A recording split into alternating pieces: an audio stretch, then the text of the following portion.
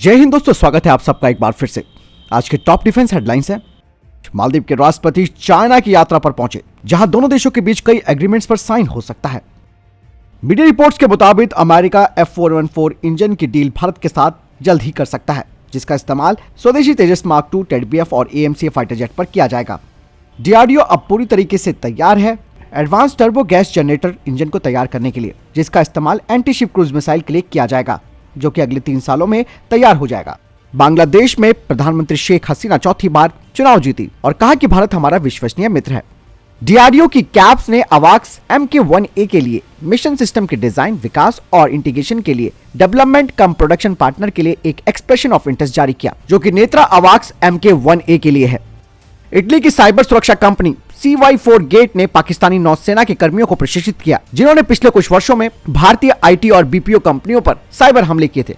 DRDO ने एक request for proposal जारी किया है 100 Mark II के identification for development come production partner के लिए। रक्षा मंत्रालय 2500 थर्मल इमेजर आधारित driver night sites BMP-2 armoured ambulance tract और कैरियर मोटर ट्रैक्ट के लिए खरीदेगी, जिन्हें कि भारतीय विक्रेताओं से ही खरीदा जाएगा। बढ़ते पहले डिफेंस अपडेट की तरफ। दोस्तों, रॉल्स रॉयस ने भारत के AMCA इंजन के लिए भारत के साथ बड़े पैमाने पर बातचीत करनी शुरू कर दी है और साथ में कह दिया है कि 10 वर्षों के अंदर वो क्लीन स्लेट डिजाइन और IPR यानी कि इंटेलेक्चुअल प्रॉपर्टी राइट्स भी भारत के साथ शेयर करेगा। आप सब जानते हैं कि भारत अपने 5वीं पीढ़ी के फाइटर जेट AMCA को तेजी से तैयार करने पर लगा हुआ है। ऐसे में रॉल्स रॉयस ने एक प्रस्ताव पेश किया है, जिसके तहत क्लीन स्लेट नए इंजन के को डेवलपमेंट का उन्होंने प्रस्ताव दिया है। यही नहीं, वो भारत को इंटेलेक्चुअल प्रॉपर्टी राइट का भी हस्तांतरण करना चाहता है और कहा जा रहा है कि रक्षा मंत्री राजनाथ सिंह जब ब्रिटेन की यात्रा पर जाएंगे तो उस दौरान शायद इस मुद्दे पर और बातचीत हो सकती है। वहीं जो भारत का स्वदेशी कावेरी इंजन है, उसमें लगातार देरी हो रही है।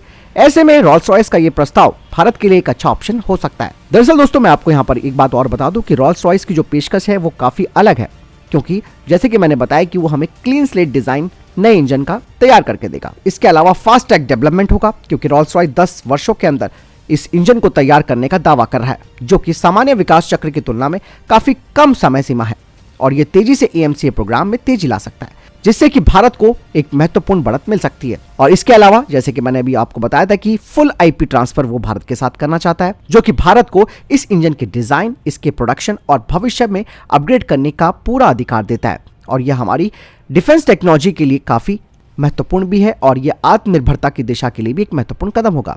यानी कि IP ट्रांसफर के साथ साथ रॉल्स रॉयस इंजन के लिए निर्यात अधिकार भी भारत को प्रदान करना चाहता है।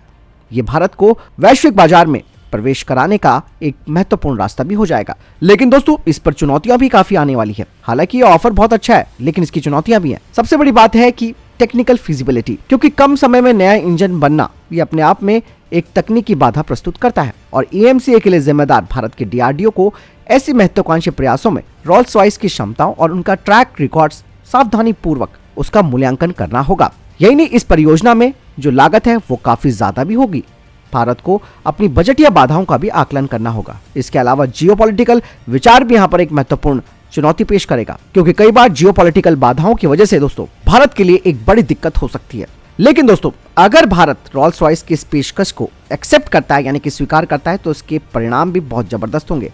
एक तो मैंने बताया ना, जैसे कि हमारा AMCA प्रोग्राम वो काफी तेजी से आगे बढ़ेगा, जिससे कि भारत को अपने जो क्षेत्रीय प्रतिद्वंदी हैं उनकी जो एडवांस एयर पावर है उस पर बढ़त दिलाएगा। इसके अलावा आत्मनिर्भरता को बढ़ावा देगा और ब्रिटेन और भारत के संबंध मजबूत होंगे। हालांकि भारत को इस परियोजना के लिए गहराई से सोचना चाहिए, तभी इसकी एक आधारशिला रखी जा सकती है, जिससे कि दोनों देशों के रक्षा हितों को बढ़ावा मिल सकेगा। वैसे दोस्तों, शुरू से ही मैं आपको कहता आया हूं कि रॉल्स रॉयस का ऑफर हमेशा से भारत के लिए अच्छा रहा है, लेकिन जहां तक लागत की बात है वो भी एक बहुत बड़ी टेंशन है। जियोपॉलिटिकल सिचुएशन एक टेंशन है और 10 साल के अंदर अगर एक नया इंजन डेवलप हो जाता है जो कि पूरा क्लीन स्लेट नया इंजन है, उसके लिए भी भारत को रॉल्स रॉयस का जो ट्रैक रिकॉर्ड है वो देखना होगा। तो बहुत सारी चीजें। फिलहाल आपको क्या लगता है, कमेंट सेक्शन में लिखकर जरूर बताइएगा।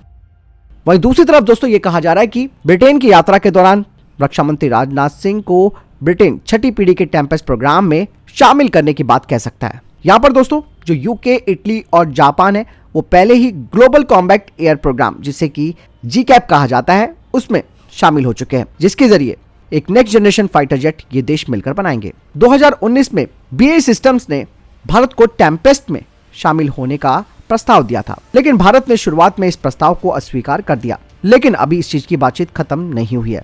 जहां एक तरफ रोल्स रॉयस भारत को इंजन का आकर्षक प्रस्ताव दे रहा है, साथ ही यूके टेम्पेस्ट प्रोग्राम में भारत की भागीदारी को भी सुनिश्चित करना चाहता है। हालांकि जो डिफेंस एक्सपर्ट्स हैं वो कहते हैं कि भारत का संभावित योगदान टेम्पेस्ट फाइटर जेट के लिए सिर्फ सॉफ्टवेयर विकसित करने में हो सकता है। अगर ये सहयोग भी भारत का साकार होता है तो जो कि दोनों देशों के रक्षा संबंधों और जो संयुक्त टेक्नोलॉजी है उसकी शक्ति को प्रदर्शित करेगा। हालांकि भारत के पास अभी काफी अवसर हैं कि भारत जी-कैप या फिर टेम्पेस्ट परियोजना में जुड़ सकता है, लेकिन ये भारत के लिए भी चुनौतियां पेश करेगा, क्योंकि इसमें भी technology transfer, intellectual property right, work share agreement, काफी सारी चीजें हैं जो कि चुनौतियां भारत के लिए यहाँ पर पैदा कर सकते हैं। क्योंकि जी-कैप दोस्तों एक 6th जनरेशन का फाइटर जेट होगा और भारत इसमें शामिल होता है तो ये भारत की एयर पावर को मजबूत करेगा, लेकिन भारत पर यह बात निर्भर करती है कि वो टेम्पेस्ट प्रोग्राम में जुड़ता है या नहीं।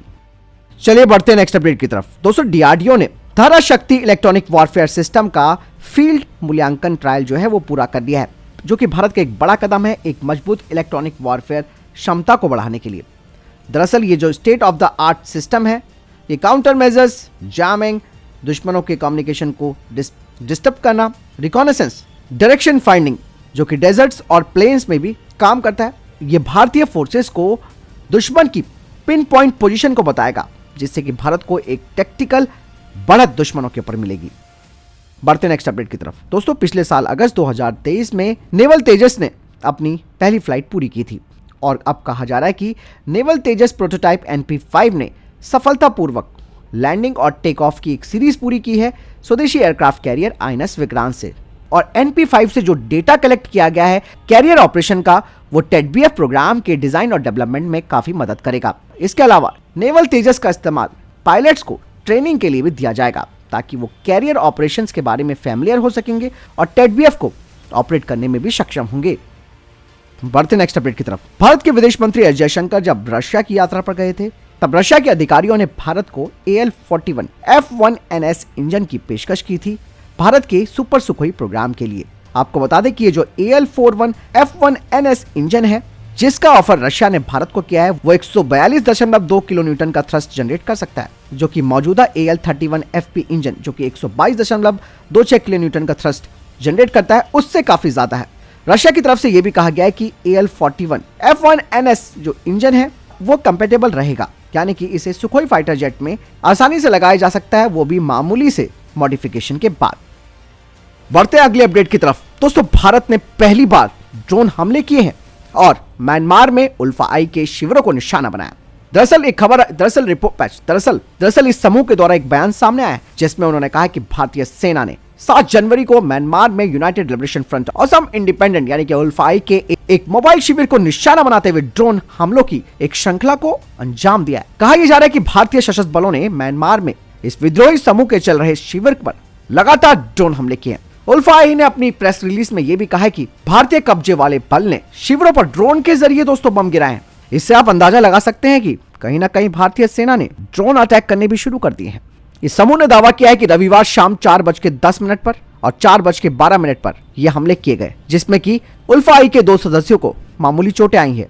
इसके अलावा उल्फा आई की प्रेस रिलीज में कहा गया है कि भारतीय कब्जे वाली ताकतों को लगता है कि इनके सैन्य अभियानों से वे United Liberation Front of Assam के नेताओं, अधिकारियों और सदस्यों को रोक सकते हैं, तो वो सपना देख रहे हैं, यानी कि वो भारतीय सेना और भारत को चैलेंज कर रहे हैं। बात साफ हो जाती है कि भारत इनके लिए कोई भी सॉफ्ट कॉर्नर नहीं रखता है। भारतीय सेना के द्वारा ड्रोन हमले का मतलब साफ है दोस्तों कि भारतीय सेना अब ड्रोन से दुश्मनों के ऊपर कार्रवाई कर रही है।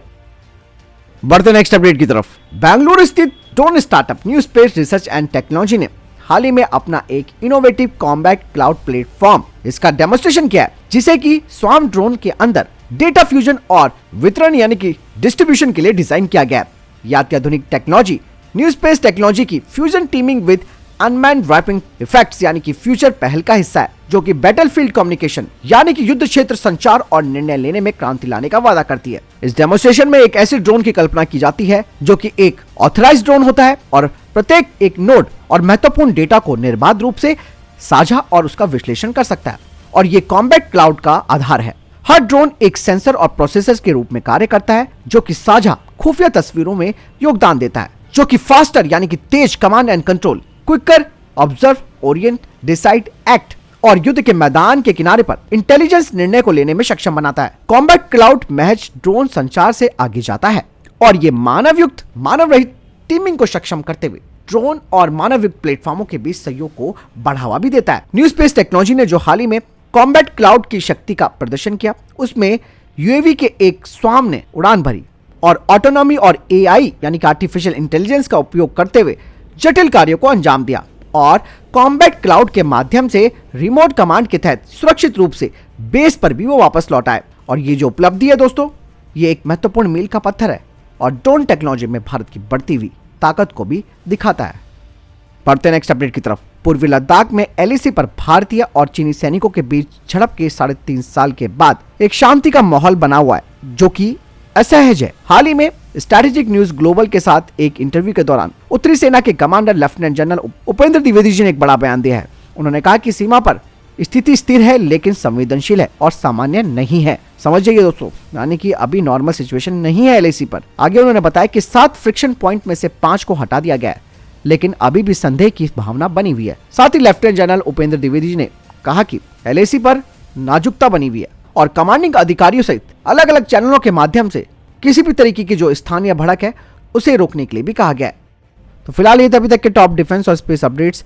वीडियो के सामने कोई प्रश्न जवाब, आपको कोई सवाल है, कमेंट सेक्शन में लिखकर जरूर पूछ सकते हैं। मिलता हूं नए वीडियो के साथ। चैनल जरूर सब्सक्राइब कीजिएगा। जय हिंद, वंदे मातरम।